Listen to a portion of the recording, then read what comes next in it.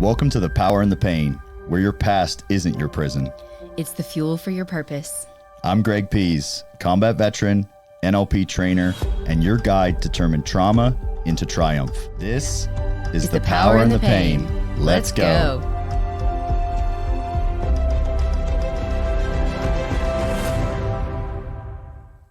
Welcome back to The Power and the Pain. Today, we're going to be talking about, hold on, actually, let's just back up. Welcome back to The Power and Pain. Today, we have a special guest, Greg Pihs. I am your host and your guest today, and bringing you some great information on neurology programming, of course. Where do I even start? I hear a lot of, with my clients, with other coaches, this idea or concept, like it what I want to suggest to you guys is you have no problem at all. You have no problems right now. You do not have a single problem in your life right now. Some of you are shaking your head and mad at me. It's okay. You do not have any problems in your life right now unless it is important for you to know that it is a problem and that you have a problem. And then I believe you have a problem. Okay? No matter what is going on in life, pause for a second. How do you know what's going on? I'll answer that question for you. There's still your heart beating. There's still a breath in your lungs. You're alive. Everything that happened got you up to right now. Oh, but it's not working to get me there. I don't understand what the problem is. I'm confused. Okay? How I lived as a 10-year-old is not how I lived as a 20-year-old, is not how I lived as a 30-year-old, is not how I lived as a 40-year-old. Everything you have done up until now has got you to right here.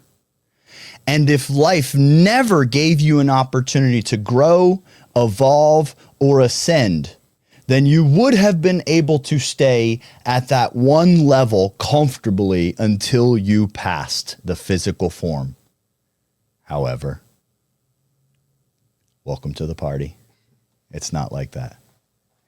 Life gives us opportunities. You do not have a problem unless you're sure that you need to have a problem, in which I believe you have a problem. If you want to go on this journey with me, now you're full of opportunities. Let's start growing. Everything that we've created up until now, we utilized our program. When I say programming, okay, what are we talking about, Greg? Programming. You have unconscious behavioral patterns, and let me prove it to you real quick. Some of you are well aware of this, maybe studied in it, maybe dabbled in it. Some of you might just be hearing this right now for the first time and you're like, I want to get in this with you, Greg, but man, you're a little bit out there right now. What exactly is this programming unconscious behavior? People know what they're doing. They're making a choice on their behaviors. Consciously or unconsciously, they are making a choice on their behaviors. I am making a choice on my behaviors. All right. Do you have any behavior that you no longer want to do in your life? Do you have any habits or behavioral patterns that you no longer want to do in your life? Do you watch porn? Do you drink alcohol? Do you smoke tobacco? Do you smoke marijuana? Do you smoke other things you don't want to smoke? Do you consume pills you don't want to consume? Do you sleep in too much? Listen, you can do these things and have fun with them. Who am I to say? But is there any one of those, or something else I didn't mention, that's in your life that you're like, I really wish I wasn't doing that in my life? Okay, well, I'll prove to you what an unconscious pattern is. You said you did not want it in your life no more. So don't do it ever again. All done. Consciously, you're good. You said you didn't want to do it. So just choose to not do it. We're all done. Oh, so you can't just choose to not do it. Oh, what do you mean? Like there's unconscious behavioral programming? All right, let's talk about it. That programming is not bad. This is where we got to start. If we're going to create change, if we're going to shift, if we're going to grow, first we got to validate us. Everything is perfect. You couldn't be here without that programming. Let me give you an example. let's imagine someone that was born financially free. They, not just that they weren't poor, not just that they had enough money, but that their family was incapable. They grew up incapable of the awareness of a lack of money or a need for money or really anything tied to money. Like, think about that. If you grew up and there was financial freedom, like abundance, well, whatever money was tied to is like, we have scarcity. So like, I'm included, by the way, if it's not for you, reject it, right? We have scarcity. So we think of money like tied to every fucking thing. Like, do I go there? Do I spend my time? Like, money is everything if you have a scarcity, right? But have you ever thought about where you're going to get the next breath of oxygen? Not once. That's what it would be like to grow up in abundance of money. You wouldn't have the awareness of scarcity. You wouldn't possess the programming. You wouldn't understand, like, people walk around like, hey, is there oxygen in there? Are we going to have enough oxygen? If 50 people go in that room, is there enough oxygen? You'd be like, what are you talking about? Well, yeah, because we're consuming oxygen, we're spitting out carbon dioxide. Is there enough oxygen in that room? Is there ventilation in there? What are you talking? You would be confused by that person. Like, why would you even ask that question? This is how someone that would have grown up with complete and total financial abundance would just be confused by, like, oh, insurance is expensive. They'd be like, what do you mean? It's for your health. Like, it doesn't matter how expensive. What are you talking about? Okay. They would not possess the programming you possess. And you probably feel shortchanged. I wouldn't. In fact, I don't. It's the power in the pain. It's your gift. If you feel shortchanged, you're literally throwing your gift away. When I tell you there's nothing wrong with your programming, I also will tell you, nothing in this physical form is guaranteed. I mean, every day we're seeing events that are taking place, whether they're natural disasters, whether it's a form of terrorism. Nothing physically is guaranteed by the end of today. You, reject what's not for you, you own the programming how to operate without. You have operated fucking exceptionally without. You believe that is a handicap on your part. That's like saying the fish can't climb the trees like the monkeys, so he's handicapped. Well, if the monkey goes in the water with the fish, who's handicapped? Okay. Now, the fish, as far as I know, is not going to be able to, is not going to be able to evolve as quickly as you to be able to climb the tree. But you can simply evolve your programming. The programming that you have only exists because it was created. You see, if you did not possess that programming, you wouldn't have survived. Now, but now I have survived. Now what? All I've done is survive. Now what? Now it's time to thrive. Now it's time to operate in abundance. And just like the person that would have been born into abundance, if they were put in a situation in which they had to operate without, would they not struggle? So when you are in situations in which you are put in the context of operating in abundance, oh yeah, you're struggling. By the way, reject what's not for you. If it makes you feel better, I am struggling when I let myself into abundance. Nothing that I've created so far is abundance. It's just little tiny steps on the journey. allowing myself to rewrite the neurology. When I speak to you, I'm speaking to myself. I'm on my journey right now. I'm just sharing with you. I'm just inviting you. You can go or not go. I'm not stopping. If you waste too much time, you won't hear me speak no more. I'll be too far ahead. I'm on my journey. I'm not at the top of the mountain yelling down what you should do. I'm walking right now, and I'm inviting every single one of you on the path that are standing there lost. You're not fucking lost. You just chose to stand on the side of the path. Get on with me. I don't care about what you don't know. That's your opportunity to get to know. You never needed to know. If you wasted time before today learning how to operate in an abundance, it would have ruined everything because you wouldn't have made it to today because you wouldn't have been able to operate in scarcity. Getting a little excited here, y'all. I know you can hear it. Let me cool off. Okay. So we create these, I hear coaches talk about it. I hear clients talk about it. I can't do that because. That's what I hear the clients say when the coaches say it. Hey, you're not able to X, Y, and Z because you have this, this, this. They mean well. But it's conditioning. When you're taking this in, you're like, it's validating you in the fucking wrong direction. They don't look, when the coaches are saying it, they mean well. They only know what they know up until now on their journey.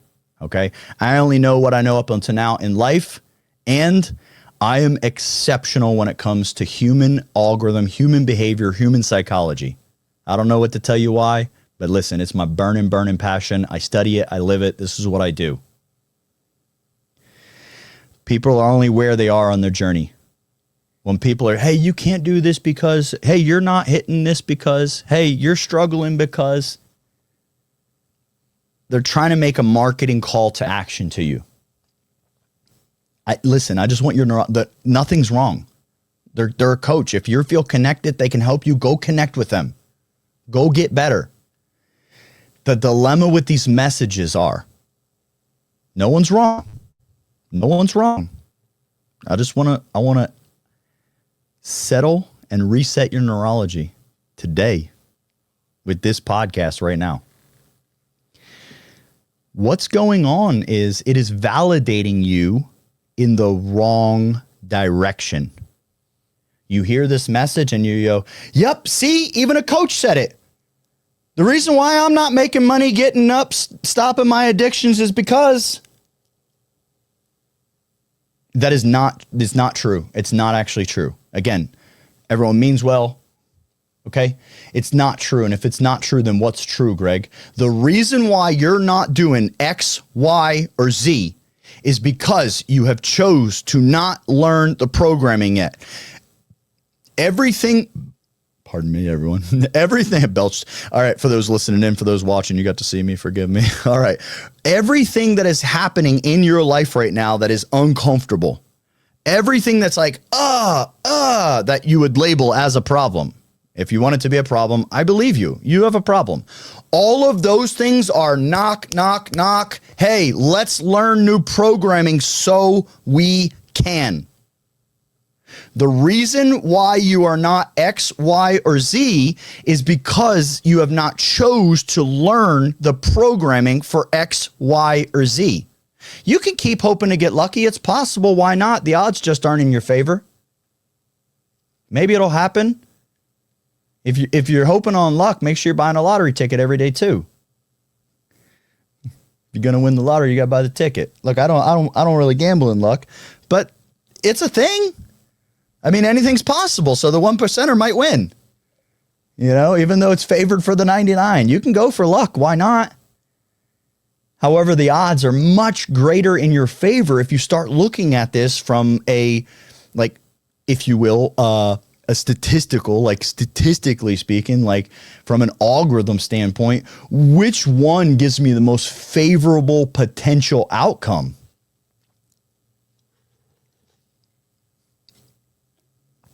I had someone share with me one time. It was a sales seminar I went to, 2012. 11. I think it was the end of 2011. It's first seminar I ever went to in my life. It was a Joe Verdi seminar. I've actually talked about it before on this podcast. Love Joe Verdi, love his company. I haven't been active with him in roughly 15 years, but nonetheless, 10 years, whatever that math is, 10 or so. But back when I worked with him, I actually loved Joe Verdi, loved the company, loved the training. And it was my first seminar that I went to, and it really changed a lot of things for me. There were several things that were shared inside of that seminar that really just evolved and changed the way I was looking at stuff. And I remember, let me see. I remember being in that training. Now there's a couple things that were shared in there that were like really like a big aha or a pivot shift for me, if you will. And one of them, I know, again, I've shared this before. One of them was when I first go into this, like, I'm not making a lot of money. I'm just really early in this journey. And it was said by me at the time, it was insanely expensive. I think my ticket was like $3,500, which at the time was like, holy smokes, like I'm gonna have to take out a second loan here. Second loan, I couldn't even get a loan. I'm just kidding, making it sound like I was doing better than I was. But I had the money, but like I was all in, like it was everything. And I was like, hopefully this works. And again, at the time that was very expensive. Now, since then I've realized how expensive this journey gets, if you will, if we choose that word, right? But in there's like 8 people. It's a really intimate setting inside of this class. And like when they first started, they said, hey, who's making more than $50,000 a year? And I hadn't even been in sales for a year yet, so I didn't even know how much money I was making, but everyone else put their hand up. So I was like, yeah, me? I'm not going to be the only one without my hand up. And then he says, all right, who's making more than $75K a year? And so a couple hands went down, so I felt comfortable and put my hand down. And then he asked, who here's making more than $100,000 a year? And the 2 people sitting next to me still had their hand up. And I thought, like, whoa, you guys are making over $100,000 a year in sales. Obviously, in hindsight, I look back and realize how small it is. But at the time, I'm ready to massage their back and buy their lunch for the secrets, right? And then Joe Verdi looks at him and he says, okay, how much are you making? And first guy says maybe like 123. And he asks the other guy, how about you? And maybe he says like 140 or something of that nature. And then Joe Verdi looks at both of them and he says, how long you been in that rut? And I'm telling you, that changed everything for me. That changed like I was about to like try to hump your leg for the secrets. And then I just heard someone say, how long have you guys been stuck there? I mean, that was like a really big pivotal shift moment for me in terms of abundance and the way I was thinking. It was like, oh my gosh, like that was the ceiling a minute ago. And just in a few words, that now became a checkpoint and a small milestone. In just a few words, that completely shifted for me what was possible, what I could create. This created the awareness for me to begin shifting that neurology, to begin looking for those mentors, those opportunities to learn more information. Because I believed, like, if these guys, like, they're all in, they're already making 6 figures. They just got told they were in a rut and they're all in. They're like, yeah, I am. I'm getting rid of this rut. Tell me the information. By the way, I'm feeling like, ooh, I must be getting the secrets. If the information that you're sharing is the information that's going to help them break their rut, well, what's that information going to do for me? This is like, I felt like I was in like the secret room. Like I was very valued to be there. And because of that, I took this information and I really, really started to run with it. Now, give me a second here.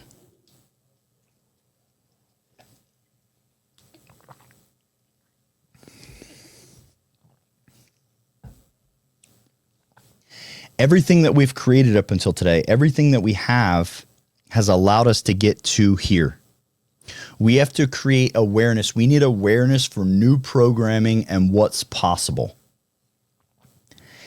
In our childhood, specifically from 0 to 7, we are like completely unconscious mind. And what I mean by unconscious mind is zero critical faculty. Your critical faculty is the thing that says, like, if I say, hey, give me $1 and I'll teach you how to make $1 million. Your critical faculty is the thing that immediately says, before your mouth opens inside your head without me hearing it, that's bullshit. That's your critical faculty. Okay. That's parts of your brain that says, oh, I don't know, because it wants to keep you safe. But a child under the age of 7, by the way, listen, 7's not like the exact, like, boop, their birthday that just changed over. Roughly speaking, 0 to 7, okay? A child below the age of 7 will believe anything. You were a child below the age of 7 once. Not only would you believe anything, you quite literally believed everything. Whatever happened, you took it as a truth. 0 to 14, all during that time, our neurology is being conditioned from 0 to 14. I mean, truth be told, even further than that, roughly speaking, somewhere around that 21 age range, the frontal lobe of the brain is supposed to be fully developed, or developed enough where we're not overly taken on environmental conditioning, somewhere around that 21. 0 to 14, whatever happens in our, 0 to 14, a vast majority of what happens in our environment gets written on our neurology. 0 to 7, everything. We have no way to block. Okay, the problem with this is, the dilemma here is, like, I remember my daughter saying to me, was that a year or so ago, she said, Dad, it's like I don't have any memories before I was 7. She said, it's like I just like was 7 and then I started from there. And she is not familiar with my studies and the terminology of 0 to 7 or 7 to 14. This was a random conversation where she was like, hey, what exists before 7? I can't remember that. And she happened to pick the number 7. Typically speaking, said by me, and I think most people would probably agree, females, typically speaking, females accelerate in the beginning. Their frontal lobe of their brain develops, typically speaking, a little bit quicker than a male. So those numbers might be a little bit shifted inside of a female. Not every single female, that's not a guarantee, but typically speaking. So she has no even like concept for this. She's just looking for, she just comes up to me one day and she's just looking for like, what's before 7? Well, think about it. How many memories do you have before 7? By the way, some of you are probably saying, I have memories before 7. I do too. My biological mother died when I was 3.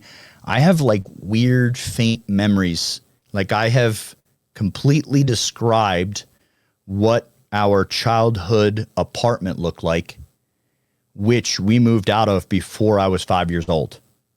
Now, when I go to that memory and I tell them, like, it's like I can't totally see it, but it's like this freeze. Like, I remember you walked in a door, you went upstairs, right at the top of the stairs. If you kept walking straight, you just walk into a wall. So you had to, if you kept walking straight, you walked in the wall. If you went left, you walked in the wall. So you had to turn right. When you turned right, you were immediately in the living room. If you walked all the way over into the far right corner of the living room, there was a little doorway-ish area, and that walked into the kitchen, which the kitchen was sitting parallel, split by a wall to the living room. And then on the back side of everything is the bathrooms, the bedrooms. Like, I've expressed this to family members in the past, and they're like, oh my gosh, how do you remember that? Well, I mean, first of all, consider that it's like a very traumatic thing that was written. like no more mom. So like my neurology was like, hey, let me store this snapshot for you because this is all you get. Like, I don't know if that's what happened, but very possible. So if we didn't have the same experiences or heightened experiences at 0 to 7, you may not have any memories, or some of you maybe have some memories like me that are like these little flashes or glimpses of something, but they're not exactly clear. Holy shit. That's when all of your unconscious behavioral patterns were written on your neurology and you have no clue. You have no comprehension for how you were programmed. Most of us are like, no, I know what happened. No, my childhood was good, or, oh, this is what happened in my childhood. Here's my problem. This thing happened in childhood. Something happened in childhood, but you're not aware. You are like 95% unaware of the portion of life where 95% of your programming was written. So you're aware of, by the way, these aren't actual numbers, okay, just loosely speaking, you're aware of 5% of your programming, and so you're sure I'm aware of my programming. I mean, I guess it would be a truthful statement to say I'm aware of my programming, like you're aware of something inside of your programming, like a tiny little piece of it. Holy crap, though. All right, going back to a minute ago, talking about Joe Verdi in that first seminar.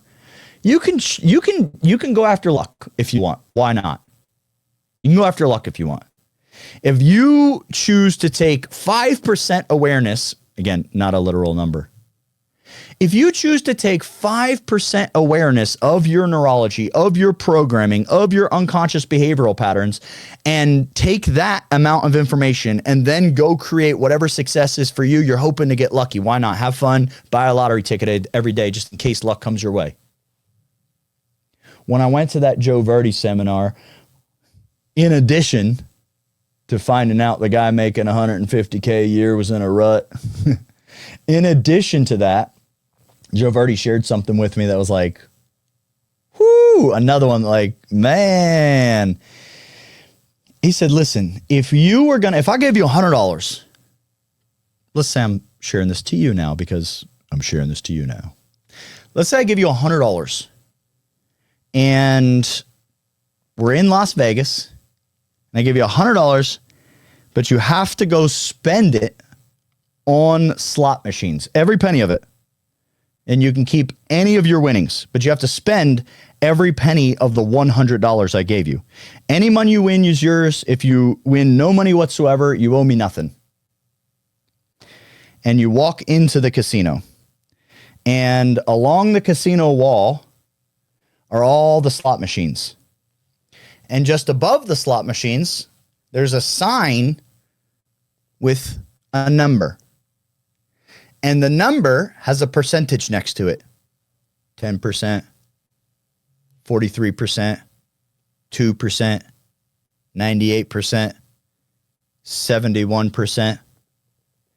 The number represents the percentage, the chance of winning on that machine, the odds of winning. So it's telling you what the likely percentage of you winning is on that machine. Which number would you go to? The highest one. Right? Like common sense. You wouldn't even think twice, right? Like I'm pretty sure like I couldn't even convince you to go to the one that has a 1%. Like I couldn't even convince you. I mean, you could do it, right? You can and hope to get lucky or just say, I don't care what happens. But listen, that's how you're gambling in life. Hoping to get lucky or don't care what happens. If that's true, don't come complain after it happens. A little bit of tough love there, but it's all meant with love. You're going to go to the machine with the highest percentage. Whether you get $1 or not, you can leave out there. If you go to the machine that says 98% chance and you burn down this whole $1 and you don't win nothing and you walk out, you can hang your head high and you know you can. There was nothing left. You made every logical decision.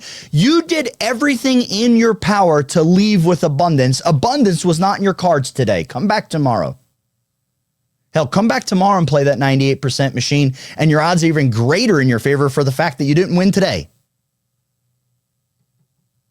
You can hang your head high. You can say, yeah, I spent every dollar and I didn't win a single thing. Yeah, well, you didn't win. Why didn't you? No, why didn't I? Nothing.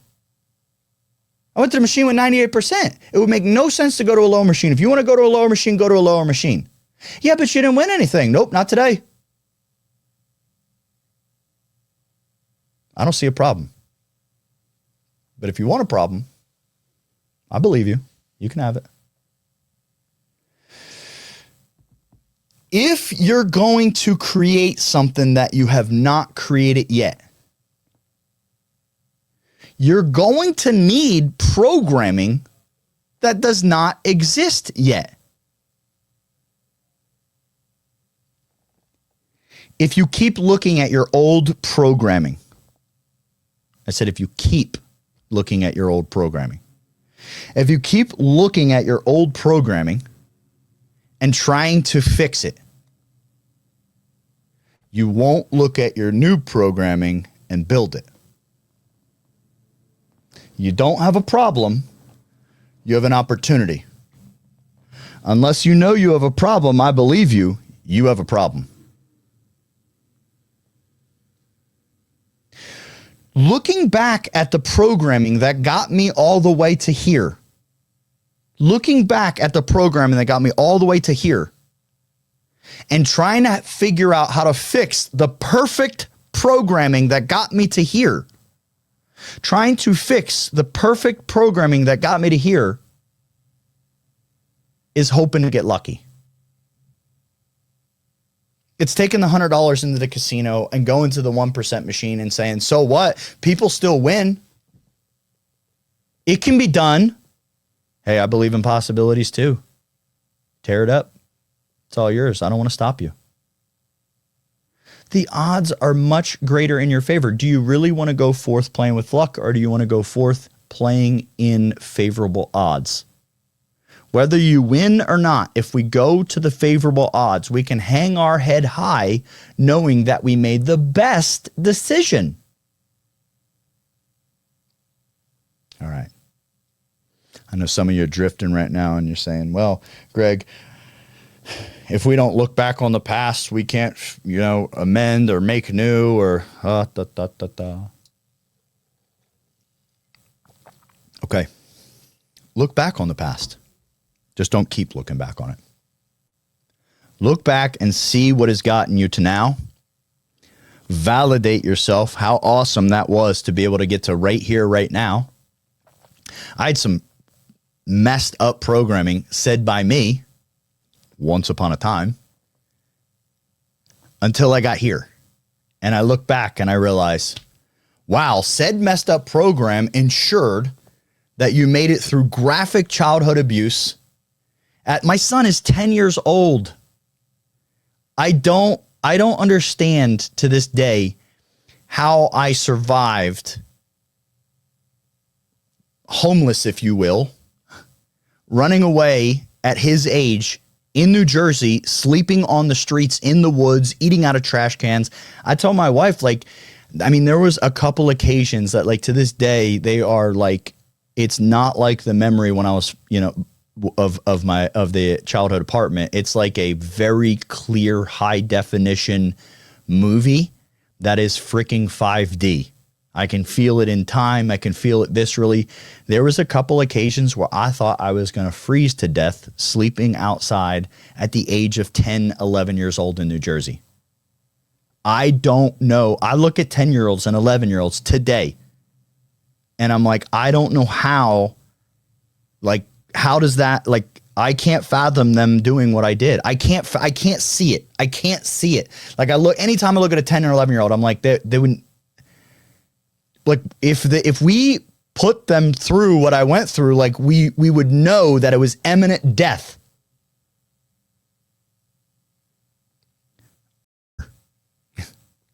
I'm here talking to you. My messed up programming, fucking exceptional. Y'all hear me? The power in the pain. Do we understand? I own that programming. That's mine. I could choose to say, but that's who I am. And I could. And I can live that the rest of my life. And any of you can as well.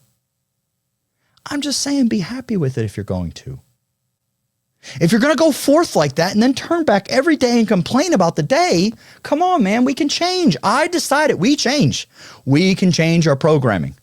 Who you're listening to today, I have to convince people of the hardships that I went through because of what I have today. You look at me today, you look at the podcast, you look at the best-selling book, you look at the business, you look at the family, and you're like, he doesn't know. Look, I don't know what I know, but what I do know is I have to try to convince people of where my programming was because of how far I've changed. I chose new programming. By the way, we'll talk about this here in just a minute. We're going to get to a little bit more. But when I chose new program, how did I rewrite it? Where did the program come from? How did I get the new program? And let's talk about it. We're going to get into it in just a minute here. That old programming that got me through, by the way, not only did it get me through that, by the time I was like age 12, I was in detention centers. And I mean, like, detention center was so, my childhood was really rough. It was, we'll talk about it in a second. I then go, as most of you know, or if you're hearing me for the first time, I joined the Marine Corps from a group home at the age of 17. I go over to Iraq 3 times in the beginning of the war. February 2004 is my first deployment. And February-ish 2006 is my third deployment, is the end of my third deployment. So we're back in the very, very beginning of the war. It's like Wild Wild West over there. If it moves, shoot it. Like, it's like the initial push through, like we're taking this country. As crazy as it sounds, listen to me. My childhood was way more traumatic to me, for me, to me, than combat was. Listen, it's not to measure which one saw more, did more, had more. A lot more of life and death happened in combat. However, the fucking age my childhood happened at. Do you understand? Like, I experienced death at a very, very young age. By the way, when I say I experienced death, I mean my mother passed, her father passed, my brother passed. I mean, like, before the age of 10, like, I was real clear people die and we're not going to be on this earth long. Like, when I was young, I always thought like, well, I'll probably die tomorrow. Like, people die. Like, I've never been afraid to death to a fault almost. To a fault of like, yeah, people at a real young age, I learned people die. People die all the time. By the time I got to combat, again, a lot more death, a lot more graphic stuff happened in combat. Do you understand how cauterized I was emotionally? It didn't have the same effect. It didn't have the same impact. It was 10 times worse back there. Here's what's more. When I was in the detention centers, this was extremely traumatic for me. I'm in lockdown detention centers, and these other kids, I mean, these are drug dealers, gang members, you name it. And like, I remember, I was telling someone this the other day, I remember like telling someone, because I was you have to imagine, I was the anomaly in the group. I did not fit. Okay. We had this like weird, socially awkward, quiet, scared kid. And then we have gangbangers. Okay. I do not fit in the group. All right.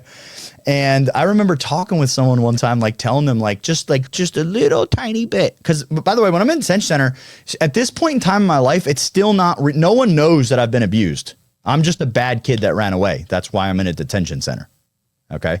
So no one knows this. It's not real yet. And I try to like whisper to people, just like, I want to be heard, right? I want to be like, hey, yeah. No, at home. Because some of the people are like, yeah, my parents, yeah, my dad beat me shit out of me. I'm like, oh yeah, my stepmom beat the shit out of me. No, I mean, like, my dad beat me with a belt till I was black and blue. I'm like, oh, well, my stepmom put me on a wood burning stove. This is a true story. Sat me on a wood burning stove, burnt my ass on 3rd-degree burns, sent me to school the next day without going to the hospital. About 3 days later, when the fucking stench was so bad that people around me could smell it, took me in the basement and scrubbed the fucking dead skin off. Like that kind of beating? Well, when I told people this in the detention center, I'm telling this to like youth gangbangers. I mean, they were, okay? That's said by them.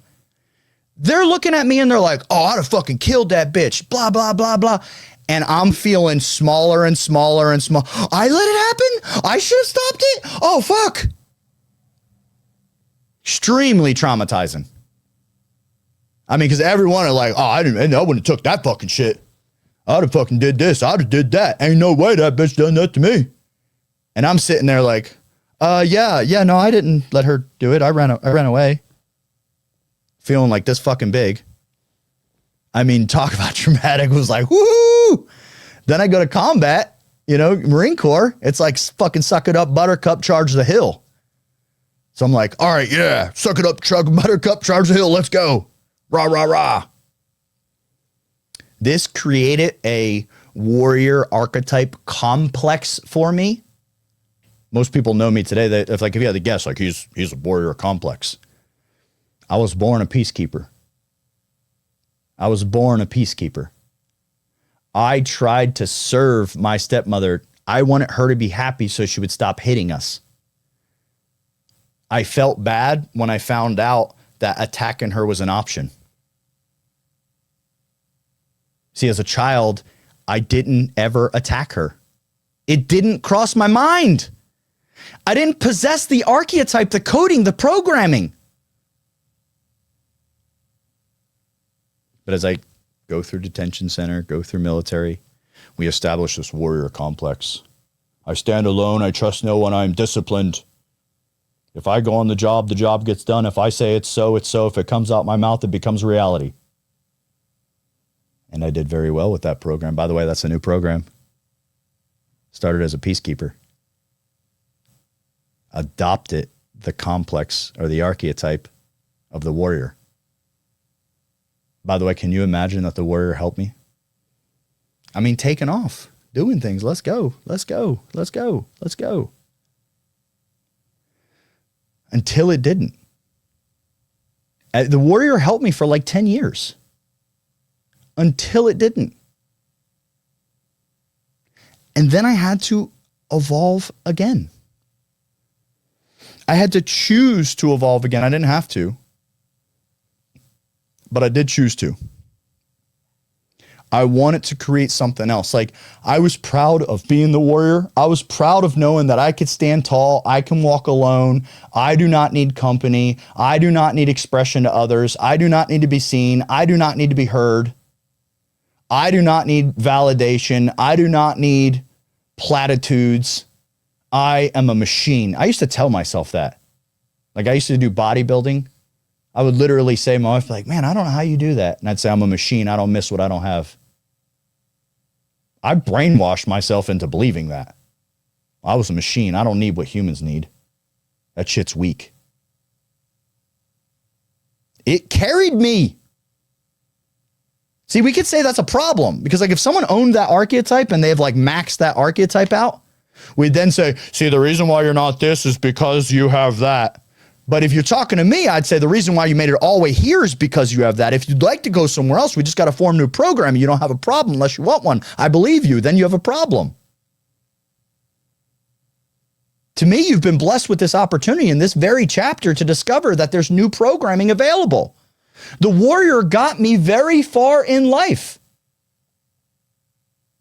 And then I wanted more. I wanted to create community. I wanted to lead. I wanted to collaborate. I wanted to share. I wanted to be vulnerable. I wanted to be led.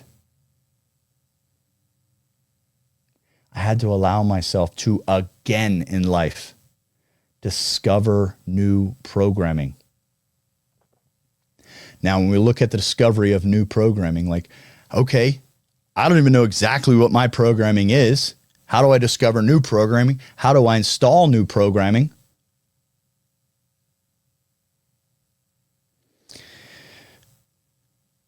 As you've heard me say many a times before, there are many modalities out there. There are many learning tools out there. There are many coaches, leaders, mentors, philosophies, strategies. There are many out there.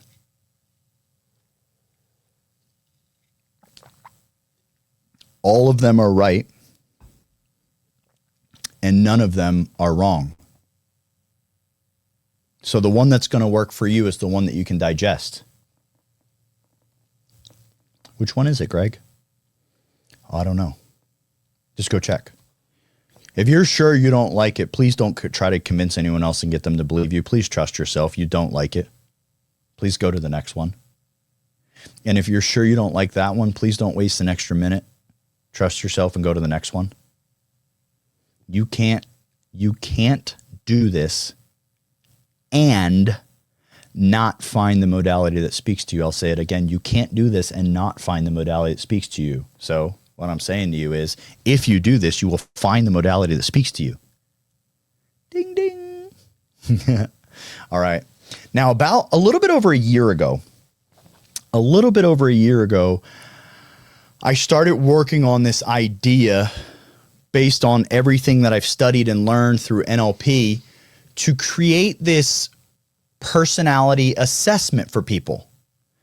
And my goal in this personality assessment is like right now, I've used some labels earlier, some words earlier, like I was born as a peacekeeper. I adopted a warrior complex. Next, I went into, I said a complex archetype, and then I've went into the achiever archetype, and then I've went back into the peacekeeper archetype.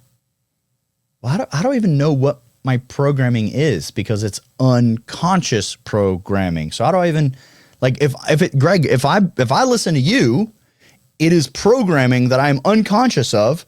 If I'm unconscious of it, I'm unaware of it. And then you said, become aware of your programming and write new programming. You told me I'm not aware of my programming, nor am I aware of what new programming is. All right, fine. Thanks for calling me out. Using all the information that I've learned over the years through NLP as a master practitioner, as a trainer of neurolinguistic programming, I had this idea a little bit over a year ago, and I built out this algorithm in which someone could take an assessment and then get some really deep information about themselves. I'm not the first one to do this. Come on, Myers-Briggs, Enneagram, my 16 personalities. The list goes on and on and on and on. Values levels test, on and on and on and on. Okay? Here's what I wanted to do that was different, what no one else has done as far as I could see yet. If you look at, like, there's these short quizzes you can take, like 3 to 5 questions, and it'll tell you like what animal you are, a little bit about yourself or something. If it's really short, it'll hit some people, but like the accuracy on it. Because like if I can only ask you 5 questions in comparison to being able to ask you 100 questions. Like as far as behavioral profiling goes, and by the way, inside of NLP, those neurolinguistic programming, there's a practitioner level, a master practitioner, a trainer level, a master trainer level. Nothing about it is MLM. Nothing about it is any type of network marketing. Everyone that chooses to learn NLP is an independent operator of NLP. You're not a franchise owner. You're no way tied to anyone at all. I like to say that because there is different levels inside of NLP, and it starts to sound like an MLM, and it has nothing to do with MLM. You're not tied to anyone. I'm not tied to anyone. My business is my business. Okay. As you go through in the earlier levels, like it really starts to compound later if those of you that choose to like learn NLP or human psychology. But as you go through in the later levels, when you see like the behavior, like the FBI behavioral analysts and things of that nature, this is the information that they're utilizing, right? So like when I built this quiz, I'm taking what I know about behavioral profiling and creating questions so that I can profile behavior. Okay. All right. Well, think about like a FBI behavioral profiler, right? They're called into the case. The FBI behavioral profiler comes in the room and they say, all right, here's what we know. We know it happened yesterday. We know it happened at this place, and that's all we know. We don't know if it's a man or a woman. We don't know why. We don't know the shoe size. We don't know the weapon that was used. We don't know anything else. What can you tell us? Well, there's some information to be had just based on where and when. I can already talk to you about, like, if it happened during daytime, like we can already start projecting this person behavioral profiling. This person is either off on these days of the week. There's information. This person has no job. This person works nights. If they have no job, they might be going to school. Do you understand? Like we're profiling right now. And all I played with was time. All right. But if they gave more information, the more information, if they gave, that was 2 pieces, place and time. If they give a third or a fourth or a fifth, a 20th, a 83rd, a 98th, and 100, if there's 100 pieces of information, well, now I can behaviorally profile like in a pinpoint. This is why tests like Myers-Briggs and Enneagram are so accurate. Some people complain about them. Listen, I don't know if you ever taken them before. If you ever heard someone like, hey, Myers-Briggs isn't accurate. Some people it's imperative for them to be an anomaly. So they'll not let anything tell them what their programming is. That's your programming, by the way. All these assessments, if you go through and take them to the best of your ability, you're going to get, there's an algorithm in the back end, right? Okay. Well, when we look at like Myers-Briggs or some of these other tests, like 100, 120 questions sometimes, 150 questions sometimes. Like there's a values level test that I've taken. It like by far I've told people like the single best, most in-depth personality assessment I've ever taken or administered. It has to have like 150 questions in it. Well, with that many questions, we can get pretty dang pinpointed, right? The dilemma is like nobody, that's not true. Forgive me. The average person, like, yeah, I'd like to know what my programming is. 150 questions, like 30 questions in, I'm burnt out and I don't want to go further if you're anything like me. So I wanted to build something different and I decided to go after creating something that could be very short, very easy for the user. I wanted the user experience and the user interface very easy, very functional, very practical, very relatable, and short. I wanted you to be able to get in and out in 5 minutes was my goal. So I built the algorithm a little bit over a year ago, maybe like a year and a half ago. Exactly what would have to happen. Because if this, then that, if you guys have been listening to podcasts for a little while, we are much like computers. Because I know that and I understand human algorithms, psychology, and neurology, it's very easy. I just reverse engineer. So if someone is this, then there must be that. However, if someone is this, then there must be that. Yet if someone is this, there must be that. Okay. I understand the algorithm of if this, then that. So if I have either side of the equation, I can trace it back to the other side of the equation with what I understand and know to be true. So I built out an algorithm that I believed would be functional so that someone could go through a process in 5 minutes or less and then be able to gather some pinpoint information about themselves. Now, when I shared this idea with some of my friends, they said, well, it's a good idea, Greg. In theory, like I see what you're getting at, but it's not very practical. Like it's not, you need a longer assessment. So I built out this algorithm and I felt like I had gold. I was like, this is it. This thing is going to work. I know it's going to work. It's going to help people. And then I went out and I started getting quotes to build this into an app so that I could share it with the world. I got to tell you, I was shocked to death when I first started getting quotes. I mean, I was quoted upwards of $50,000. There was definitely quotes that went well above $50,000. Now, I had no clue the intricate coding that is involved in an app, not to mention the algorithm that I built would require some really in-depth coding. I built the quiz with just 12 questions. Now I've launched this app and I've been getting exceptional feedback. I'm very, very, very grateful. Everyone that's taken has absolutely loved it. A few people have shared like a few pieces of key, like, hey, did you notice this is highlighted when I go to this page? Hey, this does this thing. And so I've immediately went in, took their feedback and implemented it. And it's like just exceptional. I'm very, very proud of it. I'm speaking highly of myself, pat myself on the back, very, very proud of it. Okay. With that, there's 12 questions.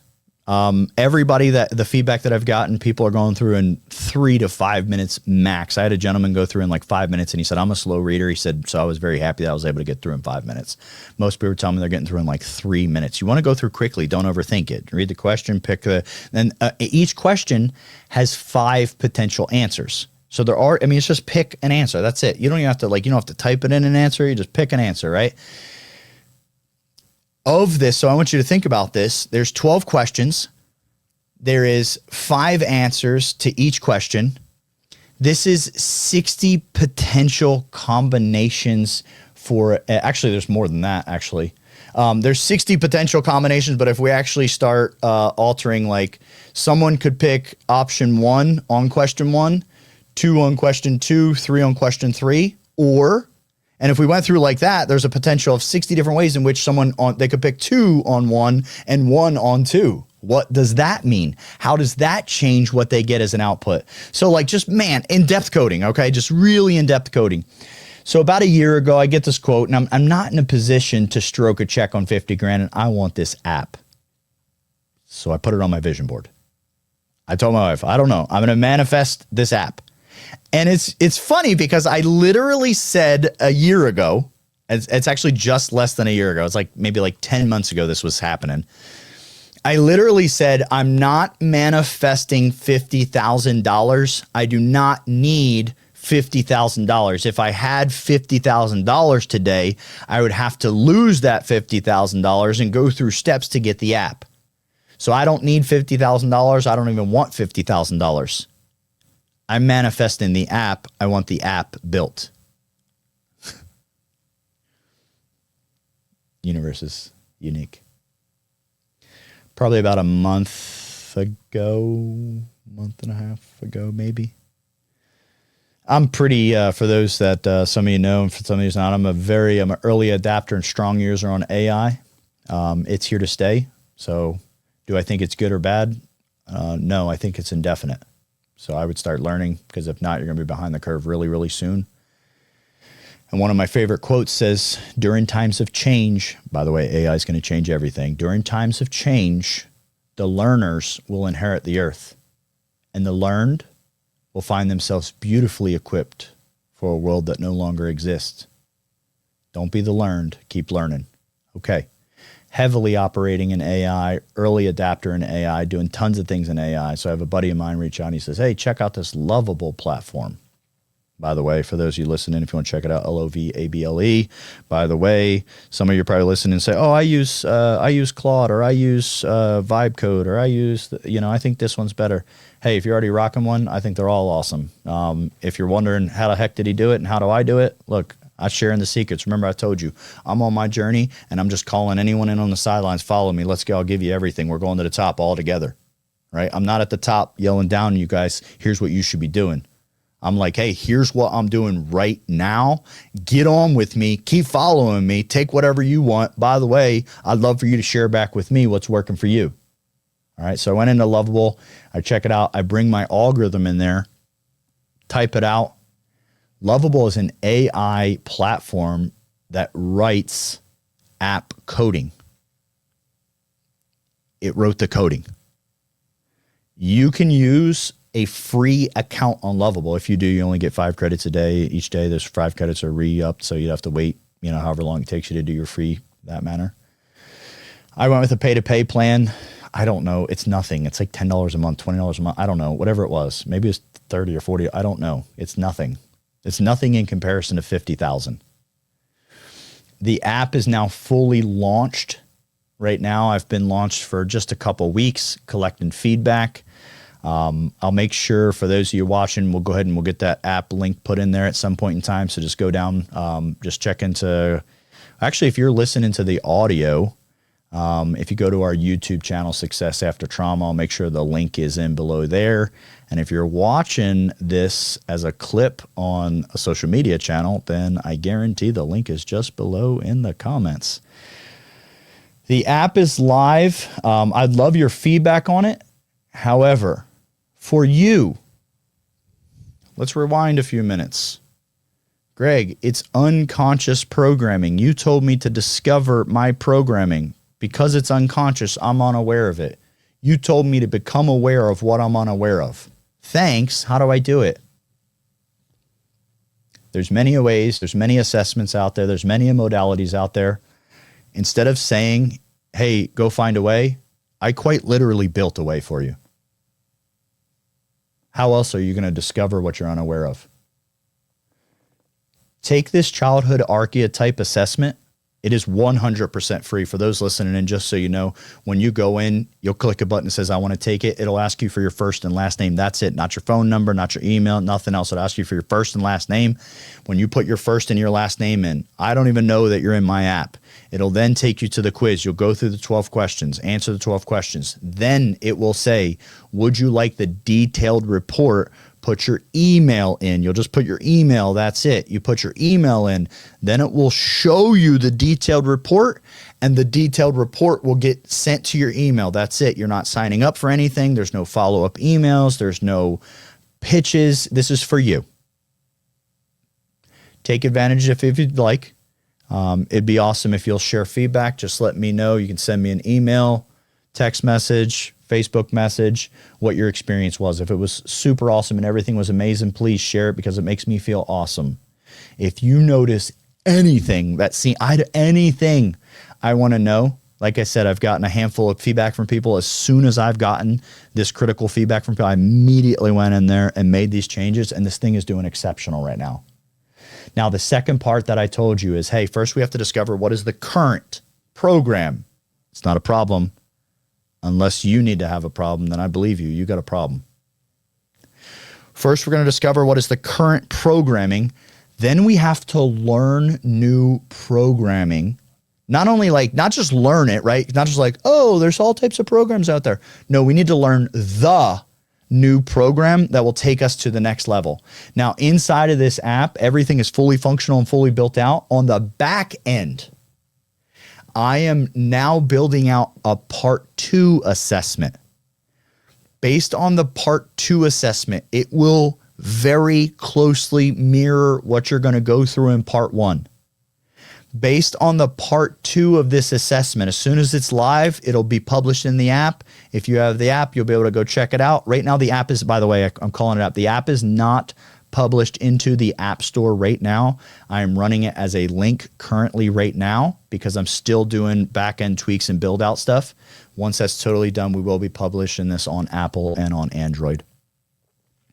The second portion of this app is going to take you through a really short assessment that's going to tell you all the information about the archetype programming that you currently would need to model in order to level up your current programming to achieve the success that you desire. Let's pause and do a quick little recap here. There's nothing wrong with you. You have unconscious programming. How the fuck are you going to change unconscious programming without consciousness of the programming? Cool story, bro. What's the solution? I literally built the program for you to answer some questions in which things you're unaware of will be shown privately to you for you to know what's going on currently.